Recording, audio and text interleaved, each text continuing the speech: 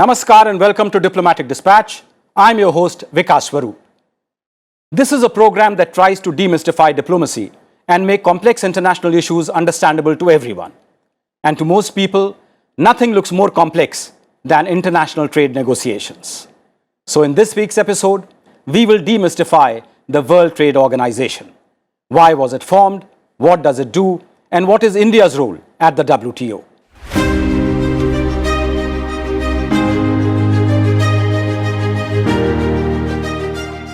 The rationale for the WTO is obvious. As international trade grew, so did the need for a rules-based system for regulating it. The World Trade Organization is the only international organization dealing with the global rules of trade. Its main function is to ensure that trade flows as smoothly, predictably, and freely as possible. At the heart of the system, known as the multilateral trading system, are the WTO's agreements, negotiated and signed by a large majority of the world's trading economies. Decisions in the WTO are typically taken by consensus among all members, and they are ratified by members' parliaments. The WTO also settles trade disputes, monitors trade policies, and delivers technical assistance on trade to developing countries. The origin of the WTO can be traced back to the plans to create an international trade organization at the 1944 Bretton Woods Conference, which also led to the establishment of the World Bank and the International Monetary Fund. Unfortunately, the ITO was still born because the US Senate never ratified it. But while its charter was still being finalized, representatives from a group of 23 nations assembled in Geneva and concluded an interim agreement to lower trade barriers and tariffs among themselves.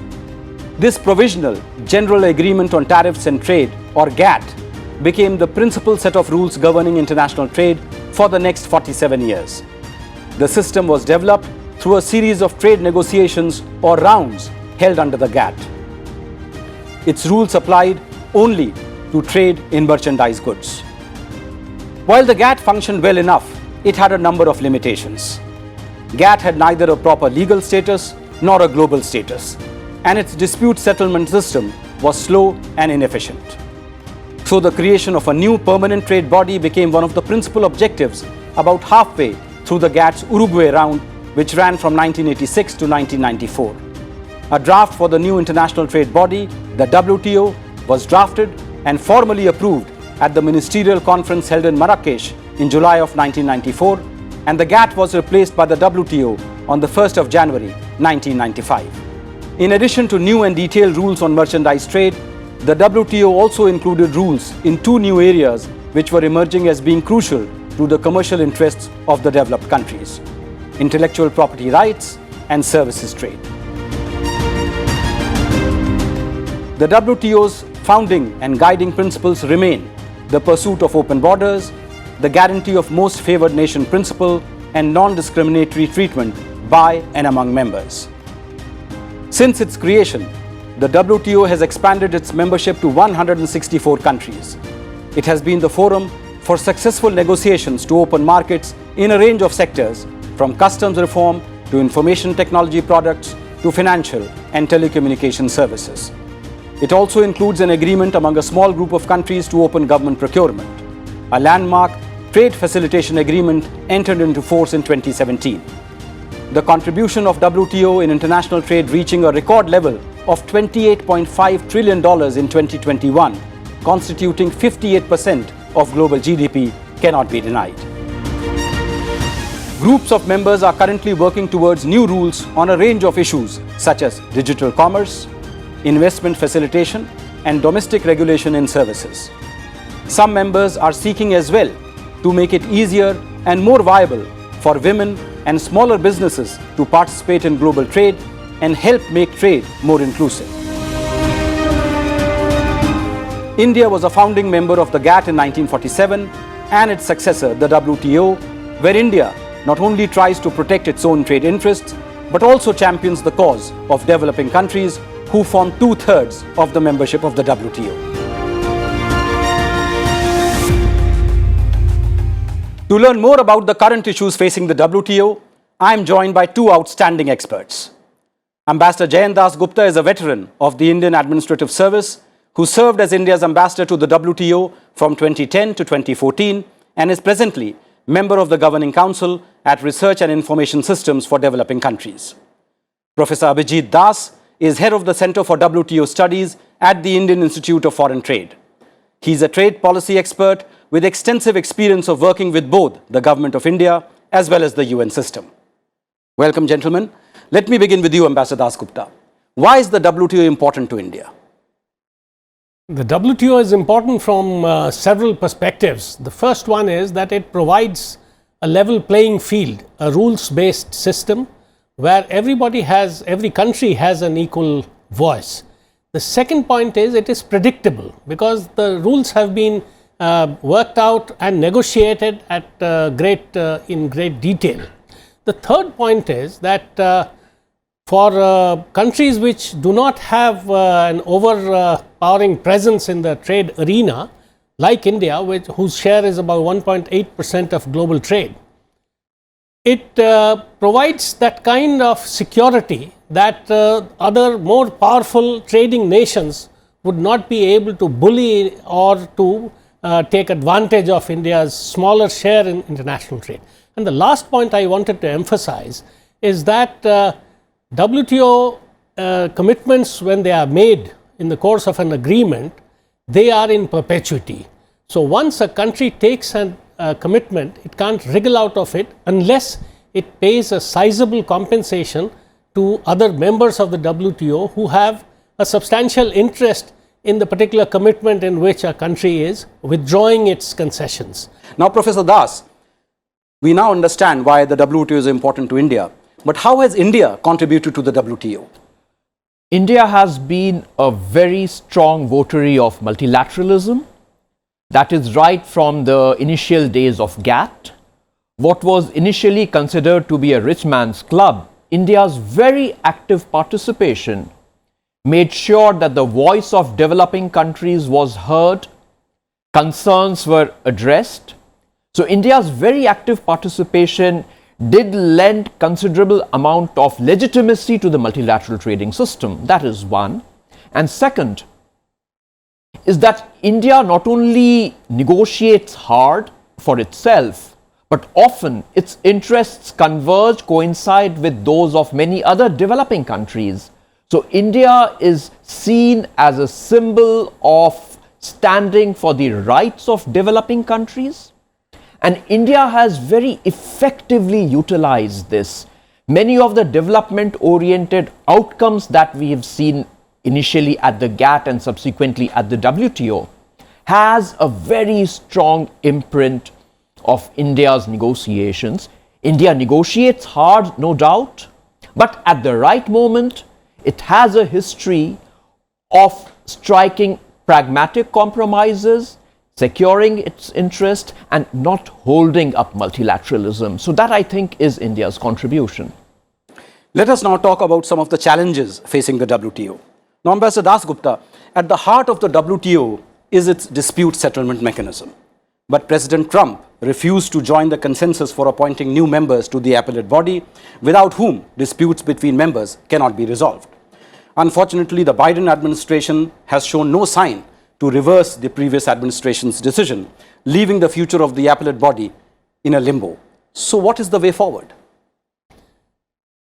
I think we have to step back a little. In 1994, when the Marrakesh Agreement setting up the WTO was signed, this was a new agreement, the dispute settlement understanding under which the appellate body functions, because the appellate body came into being through this agreement.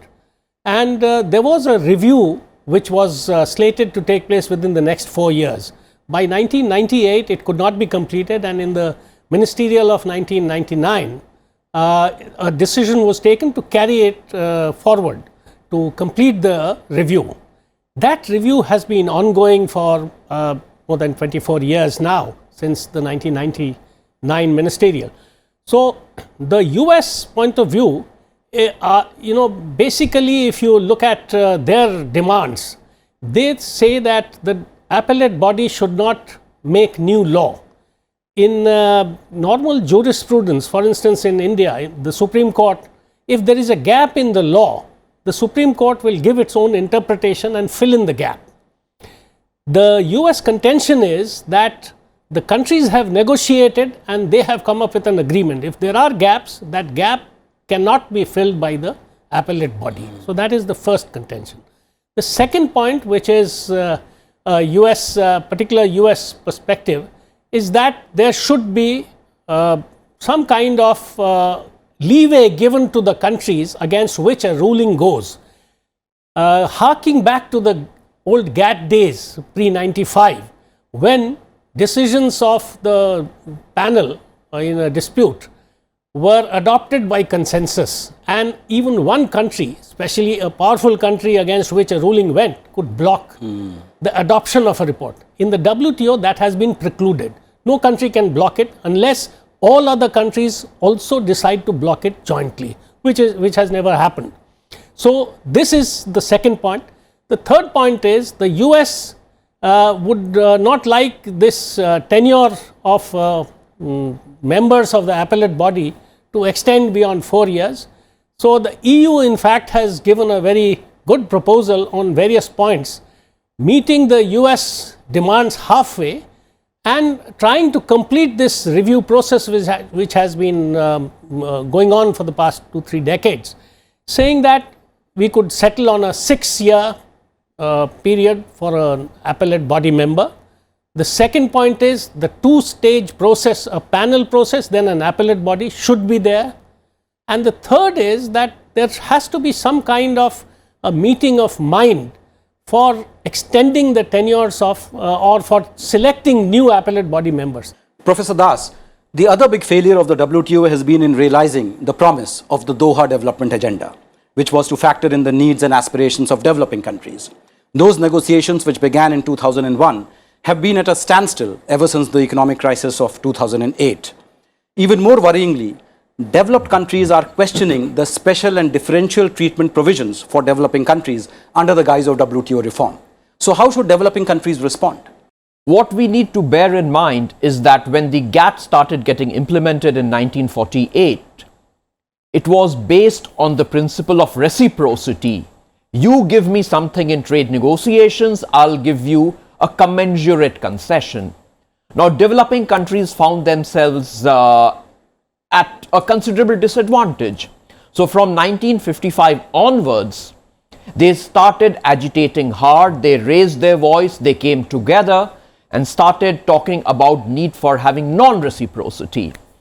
And for almost a decade, very hard negotiations took place. And eventually, sometime in 1964-1965, a new part was added into the GATT rule book. That is called Part 4.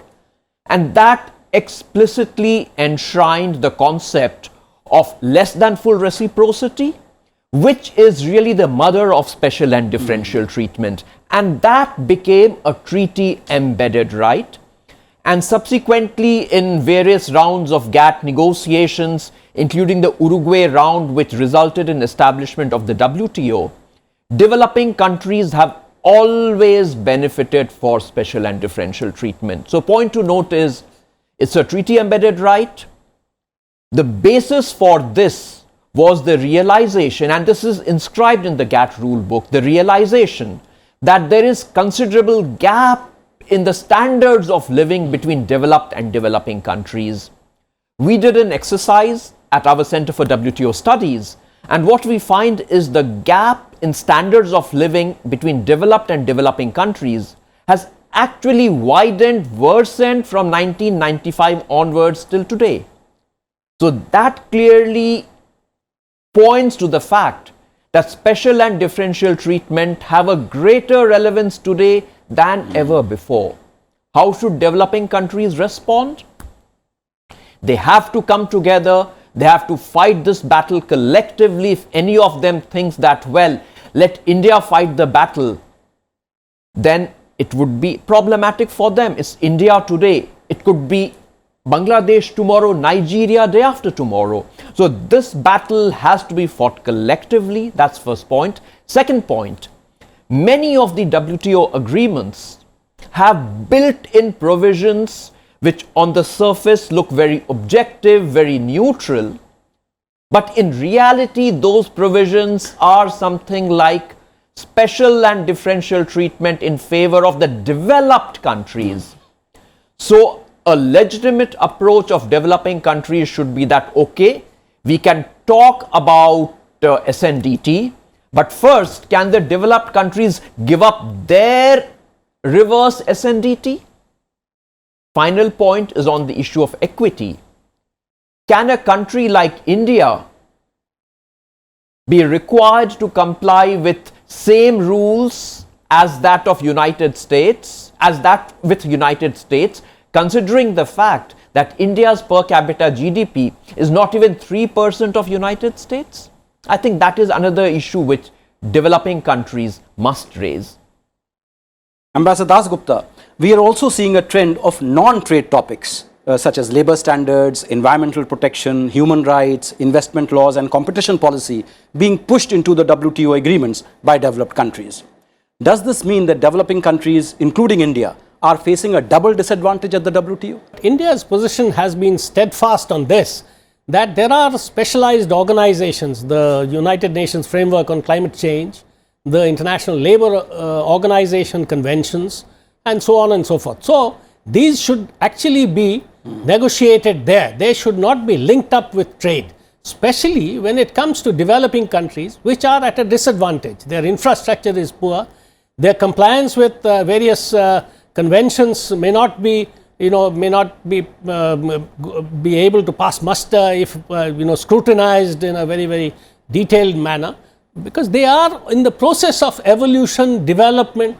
So as far as signing ILO conventions is concerned, India has a very good record in that. In fact, if I may point out, the US has not signed many of the important conventions of the ILO. So these non-trade concerns taken together, if they are designed to become a non-trade, non-tariff barrier, they should be resisted and they should not be allowed to come into the WTO. Professor Das, now despite the WTO, the world is seeing rising protectionism, erection of non-tariff barriers, as Ambassador Dasgupta just pointed out, and trade wars such as between the United States and China, and now between the West and Russia. What can the WTO do, and how do these trends impact India? Let's bear in mind that the inbuilt checks and balances within the multilateral trading system against these emerging problems really was seeking resolution through the dispute settlement mechanism. Unfortunately, as has been pointed out by Ambassador Jayant Dasgupta, because of the actions of the United States, the dispute resolution mechanism has been rendered dysfunctional. So the main platform which the WTO members had for getting redressal of these emerging problems, that effectively is now non-functional. That certainly impacts countries like India.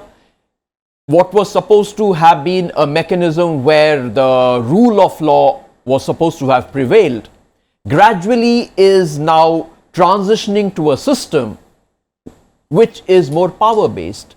And this does not in any way appear to be advantageous to India. For the larger number of developing countries and for the developed countries themselves, wisdom really lies in making sure that the two-tier dispute resolution mechanism, as envisaged in the foundational agreement of the WTO, is restored and restored as fast as possible. We now turn to some of the topics that were on the agenda of the 12th Ministerial Conference of the WTO, its highest decision-making body, which met after a gap of 5 years in Geneva in June this year. After days of protracted negotiations, the conference agreed to a series of deals relating to the temporary waivers on COVID-19 vaccines, a moratorium on e-commerce trade, food security, and setting limits on harmful fishing subsidies. And I would like to unpack each of these issues. Let's begin with the temporary waiver on COVID-19 vaccines. Ambassador Dasgupta, in October 2020, India and South Africa tabled a proposal in the WTO arguing that enforcement of several forms of intellectual property rights must be waived during the COVID-19 pandemic to facilitate access to technologies for health products and technologies including diagnostics, therapeutics, vaccines, medical devices, personal protective equipment, their materials or components. How did that play out? The first thing I wanted to point out is that President Biden said in May 2021 that the US would look favorably at a waiver for COVID vaccines only. So he didn't extend it to include other therapeutics, diagnostics, protective equipment, etc., etc. So that curtailed the scope of this waiver considerably. Then there was an Ottawa process which started with the EU taking the lead, and of course the meetings took place in Ottawa first. They started focusing on restricting the scope for waiver of certain TRIPS provisions to only enlarging in a cosmetic manner the compulsory licensing procedure. And I must explain before this that a patent holder of a medicine or technology can give the franchisee rights to another company to manufacture the same thing, a vaccine for instance, which AstraZeneca has given to Serum Institute of India. That is called a voluntary license. In case the company does not give a voluntary license, the original patent holder, then the country, in case of a medical emergency, can issue a compulsory license to take that technology. In case a country has inadequate capacity to manufacture medicines, because India has the capacity fortunately for us, but not all developing countries are placed in the same boat. So, this compulsory licensing has certain stringent restrictions.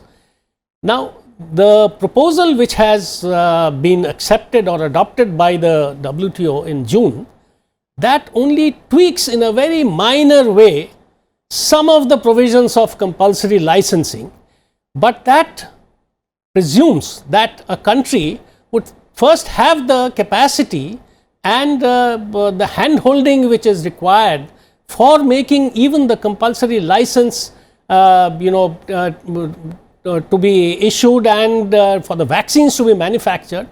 That is something which I think is a far-fetched concept. So, this provision of the TRIPS agreement, the minor concessions which the other side seems to have given, are only on paper. They cannot be translated into reality for most developing countries. The issue of eliminating subsidies for illegal, unreported and unregulated fishing has been one of the longest pending issues at the WTO, having been debated for 21 years. What were India's objectives in relation to this issue at the ministerial conference?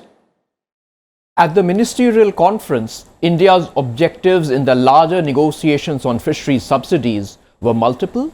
Number one, any discipline on fisheries subsidies must not adversely impact low-income, resource-poor traditional fishermen. India has managed to secure a transition period of 2 years, which will start from the day the agreement starts getting implemented.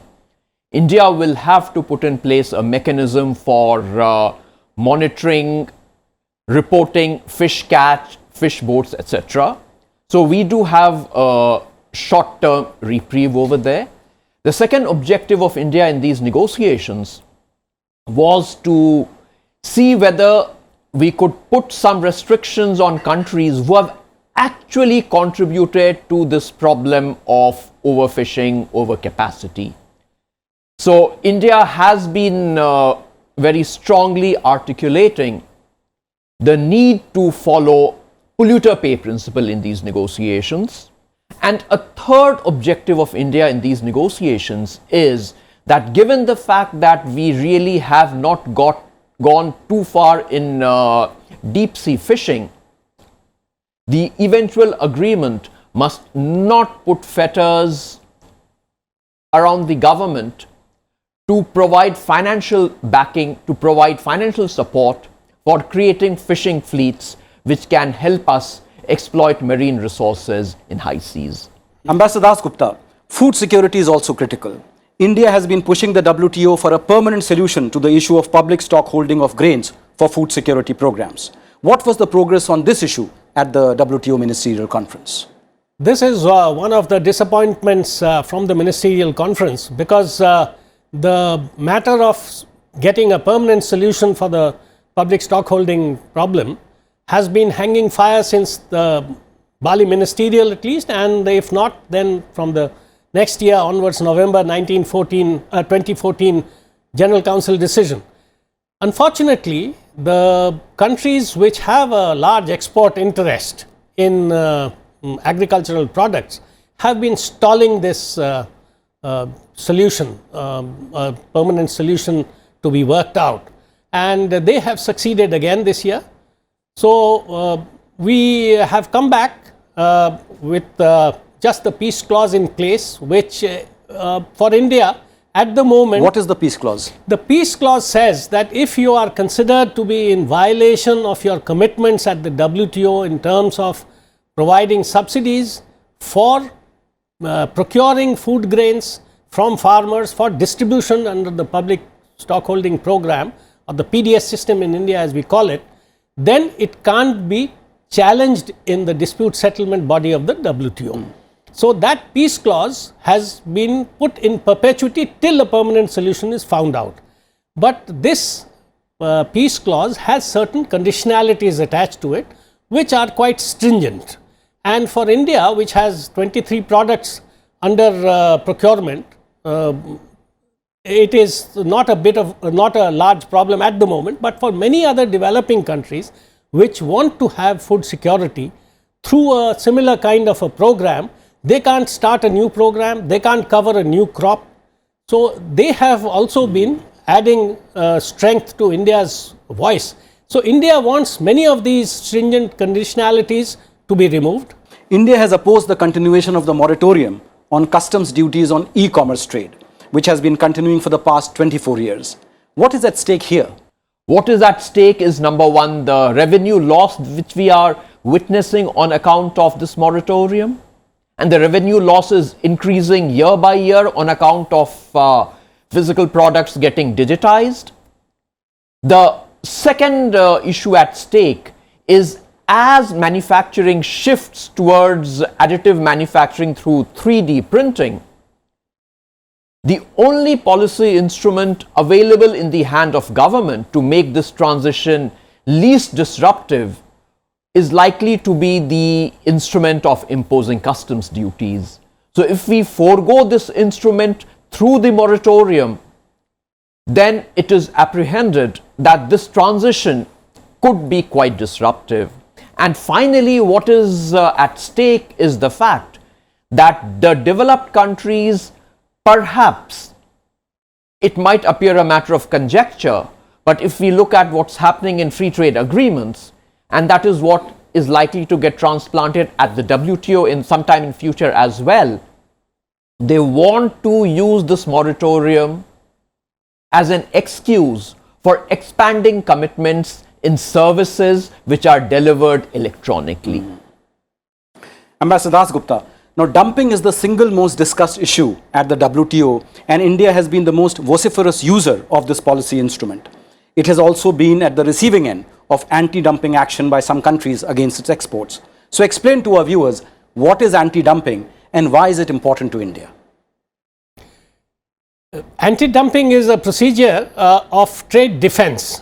If a country, let us call it an exporting country, the exporting country is selling a particular product manufactured there at a price, and it is exporting that to an importing country at a lower price.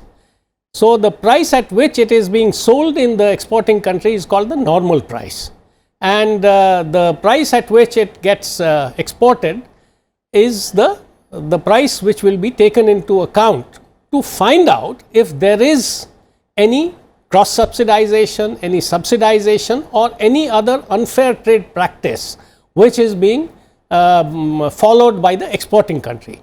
Now, the normal price, if it is being sold, and there are two things.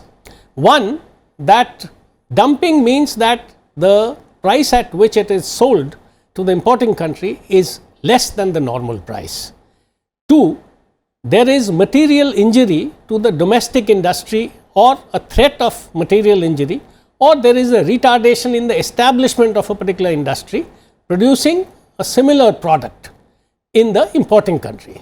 Now, if these three conditions are met, then the difference in the prices between the import price and the normal price prevailing in the exporting country are taken into account to fix an anti-dumping duty, and that is collected by the importing country.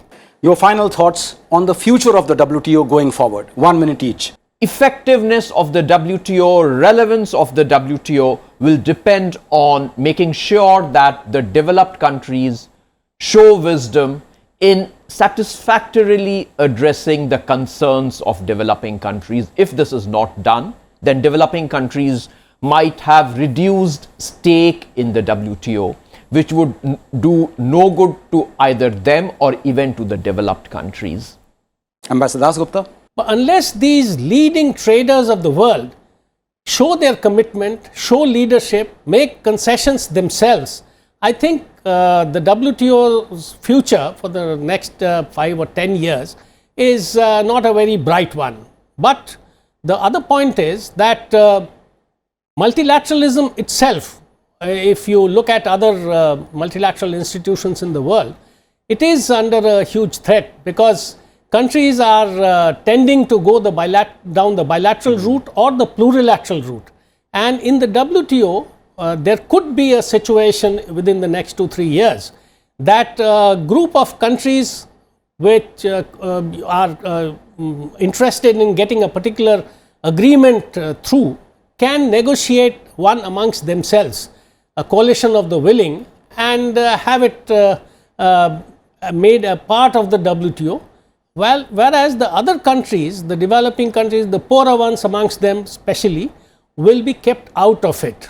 Thank you very much, Ambassador Dasgupta and Professor Das, for making these very complex issues accessible to all. The WTO remains critical to preserving the global liberalized economic system that has evolved after the end of the Second World War.